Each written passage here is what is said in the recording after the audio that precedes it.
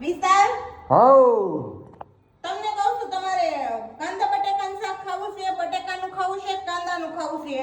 એ મારે ખાલી ખાવું છે કાંદાનું શાક. છે. પણ એને કહેવાય કેવું ઓલું, એ તો મને સારું ભૂલાઈ ગયું. કાંદાનું શાક જ કહેવાય? ખાર્યું કહેવાય. ખાર્યું? ખાર્યું તો ખેતરમાં હોય ખડ. ઈ મને નથી ખબર. ઈ કાર્યું ખાર્યું હોય. કાળિયું ખાર્યું હોય ને, હા એવું કઈ ખડ તો હોય. પણ તે હાસુ કે તે બનાવ્યું છે કે મને ખાલી ઉપર સલું પૂછશો? પૂછતી હતી ખાલી.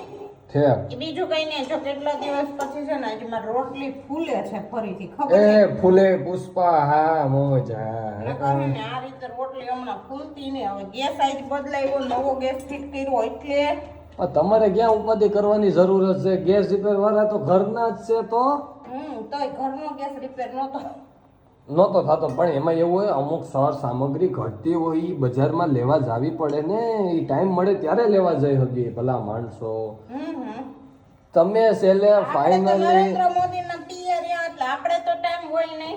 અરે યાર, એ 20 કલાક નોકરી કરે છે તો હું તમ તારે 20 કલાક જ નોકરી કરું છું. શેની? હે હેની? આની સમજ में आया कुछ? તું સમજી?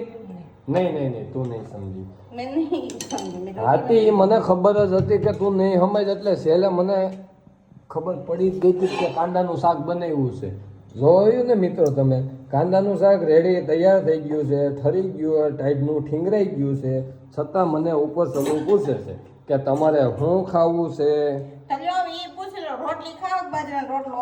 એ જો મિત્રો, મને એને હું છે એવું કહી દઉં, મારા પેટમાં જરી કે પાપ નહીં. તમ તારે જેને થોડો રાફડો થઈને બહાર આવે છે કાનમાં. તમે કાનમાં ફળીથી મેલ કાઢો તો નીકળે છે? નહીં, મારે નથી નીકળતો. મારે નથી નીકળતો, કારણ કે આપણે ડેઈલી સાફ કરી નાખીએ. કારણ કે મારે સાંભળવાનું જાજુ હોય ને ભલા માણસ. જો મિત્રો, પેટમાં આપણે મારા પેટમાં જરી કઈ પાપ નહીં, જરી એટલે જરી કઈ નહીં. પણ તમે મારી વાત તો સાંભળો. પણ એમાં થયું કે એવું, મને હમણાં એને પૂછ્યું કે તમારે શું ખાવું છે, કાંદાનું શાક ને રોટલી કરું કે બાજરાનો રોટલો અને બટાકાનું શાક કરું? એટલે મેં એમાંથી એક ઓપ્શન કીધો. મેં કહું તું બેમાંથી એક કરીને. પણ હલવાતી હતી ઈવડી. મેં બે વસ્તુમાં આ પડી. મેં કહું તને મજા આવી કે એને કાંદાનું શાક અને બાજરાનો રોટલો ખાવો હતો, રોટલી નહોતી ખાવી. અને એને બટાકાનું શાક ને રોટલાનું મેં કીધું તો એને બટાકાનું શાક નહોતું ખાવું, ખાલી રોટલો ખાવો હતો. તો મેં એને બે એવા ઓપ્શન આપી દીધા ને હલવાઈ ગઈ. એટલે છેલ્લે પછી એને તો હું જેમ ઓલી ખીચડી કઢીમાં ભળી જાય ને એમ પછી એને છેલ્લે ફાઇનલી એને કાંદાનું શાક ને રોટલી જ બનાવવી પડી. કારણ કે એને નકરું બટેટું ખાય તો ગેસ થાય. એ હું કઈ આપણો પ્રશ્ન છે? એ એનો પ્રાઇવેટ પ્રશ્ન છે ને. અને મેં એને કીધું કે તને બહુ ગેસ થઈ જતો હોય તો બાટલો ખાલી હોય ભરી લેવાનો, તમ તારે મૂંઝાવાનું નહીં.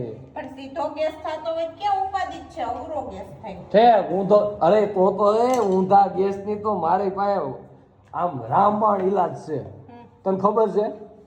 અરે યાર, એના બે અલગ અલગ ઈલાજ આવે, પણ કેવાય એને એક નામથી ઓળખાય. ઓલું ત્યાં સાંભળ્યું તો છે ને, સ્વર્ગની સીડી તો બીડી, 4 ભાઈકા શિવાજી ઠપકારી લેવાની. એ સૂટ નથી આપતો એવું ન માનતા કે બીડી પીવાની સૂટ આપું છું. પણ આ તો ઊંધો ગેસ થતો હોય ને એના માટેનું રામબાણ ઈલાજ છે કે તમે શિવાજી કે શેરભાઈ જોડી લગાવો ને. ખાખી હો, હા એ પેલા ચોકવટ કરતો ખાખી. રોટલી પાકી ગઈ છે, હવે તમે ઠેકાણે વઈ જાવ, આપણે ખાવાનું આપી જાવ. હા એમ. હવે કોઈ દી મારી સામે ઓપ્શન મુકાય ખીચડી છે ને તો સેલે તો ઓપ્શન મુકાય કે આ બનાવું, પેલું બનાવું, ઓલું બનાવવું, એમ ધ્યાન રાખવાનું. ઓપ્શન મૂકવામાં હલવાઈ જાઓ બનાવીને જ નહીં તો આ છેલ્લું ટાણું ખાઈ લો, કાલથી રજા. એટલે કાલ પછી મારે ક્યાં જવાનું? ડેલીએ ઉઘરાવા? હોટલ જિંદાબાદ. હા એ તો જિંદાબાદ જ હોય ને. હા નહોતા એવા ત્યારે ક્યાં અમે ભૂખા મરતા હતા. વાત કરે છે.